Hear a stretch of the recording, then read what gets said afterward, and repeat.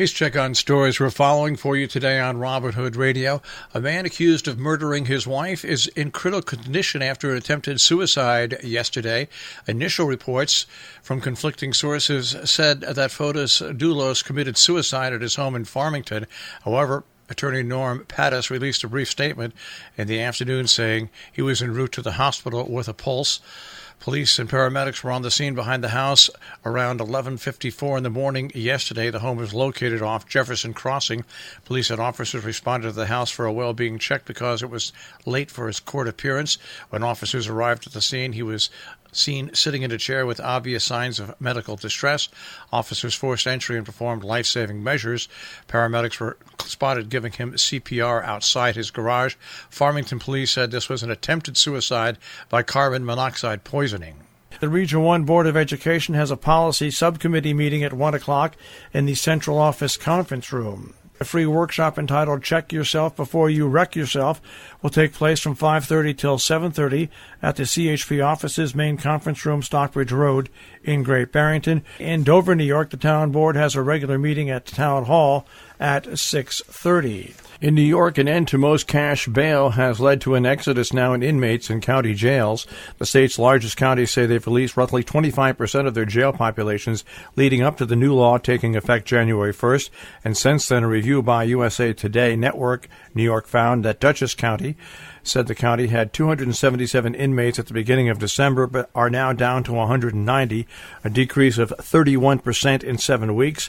For many counties, the drop-off began even before the new year as judges began ordering release of inmates held on bail ahead of the law's enactment, getting a jump on what could have been a glut of charges in the opening days of January. The law ends cash bail for most misdemeanors and nonviolent felonies, so two things have been happening. Inmates previously held on cash bail are being released if their cases qualify, and new arrestees are being released without bail. The Berkshire's Jewish Federation presents a pair of discussions entitled Moments to Remember, featuring Dick Macht, January 30th and February 6th at Knesset Israel on Colt Road in Pittsfield. Admission to the 1045 lectures are free. More information at 413-442-2200. The Roloff Jansen Community Library is sponsoring two events, a new painting party club meeting on Thursday, 5 till 7. The medium will be canvas. And harpsichordist Andrew Appel will perform on Saturday the 1st at 5 p.m. Both those events are free and open to the public. The town of Great Barrington is updating its open space and recreation plan as part of the process. They invite town residents to complete a brief survey. A community meeting is planned to share a result on Thursday at 5:30 to 7:30 at the Berkshire South Community Center on Crissy Road.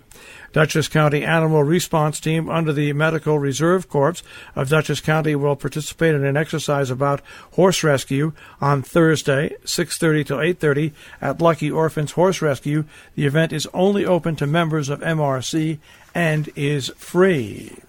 The Town of Sheffield Zoning Board of Appeals has a meeting set for Thursday, 7 o'clock in the second-floor meeting room of Town Hall. A special town meeting in Sharon has been scheduled for the 31st at 6:30 to seek approval for $14,953 of appropriation to repair the town's tennis courts and to name a town representative to the Region 1 Board of Education after the resignation of Bob Whalen. That meeting, of course, is coming up on Friday evening. Dewey Hall on Main Street in Sheffield invites you for an evening of music and conversation. Ben Cosgrove, Friday at 7:30, is presented in part by the Berkshire Environmental Action Team. More details at 413-229-2357. There will be a Groundhog Day barn dance at the Town Hall in Cornwall on Saturday, 6:45 to 9:30. Betsy's Band will provide live traditional New England country music. Teaching caller Don Heinold will explain how the dance flows, beginning the evening at 6:45. Wear casual clothes and soft-soled shoes. Suggested donation $5 to $8 per child and $10 to $15 for adults. 12 Moons Coffee House on Saturday, February 1st from 7 o'clock to 10 o'clock presents the Joint Chiefs at the Center on Main, 103 Main Street in Falls Village. A breakfast being held at the Militant American Legion Post 178 on Sunday the 2nd from 7 to 11. The meal can be served eat-in or take-out. $8 per adult, $6 for children and seniors. The breakfast takes place on the first Sunday of the month, October through April. The post is located on Route 44. A Sunday benefit brunch at Morgan's Grill at the Interlaken to benefit the chore service will be held Sunday, February 2nd, 11 until 1. Waffles, made-to-order omelets, sliced ham, bacon, sausage, pastries, muffins, yogurt, granola, fruit, juice, coffee, and tea. Adults $20, children 10 and under $10. For reservations, 1-800-222-2909. Roloff Jansen Community Library hosting a matinee screening of Freedom Riders on Sunday the 2nd at 2 p.m. As a celebration of Black History Month at the library. The screening will be free of Stanley Nelson's Freedom Riders. On Sunday, Berkshire International Film Festival presents a 3 p.m. screening of The Pollinators. On February 2nd at Bard College at Simon's Rock Daniel Arts Center on Alfred Road in Great Barrington. Tickets are available at the door, $10 per person.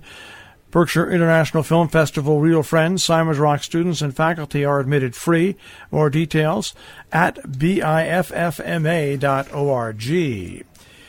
In Copiague Falls on the 2nd, Winds in the Wilderness concert will take place at 3 p.m. at the Church of St. John in the Wilderness on Route 344. More information at 518-329-1577 or on Facebook, Wind in the Wilderness Concerts. Crescendo presents Thanksgivings for Life and Love, February 2nd at 4 p.m. at the United Methodist Church on Main Street in Lakeville. Tickets are available, $35 general, $60 premium, $10 for students. More information and tickets at worldclassmusic.org. Our business brief is underwritten by Morgan's at the Interlaken, interlakenin.com, and Salisbury Bank, salisburybank.com. The Dow Jones Industrial Average was up 187.05 to 28,722.85. NASDAQ starts off today at 9269.68, and the S&P 500 at 3276.26. We'll take a look at the tri-state forecast. That'll come your way in just a few moments.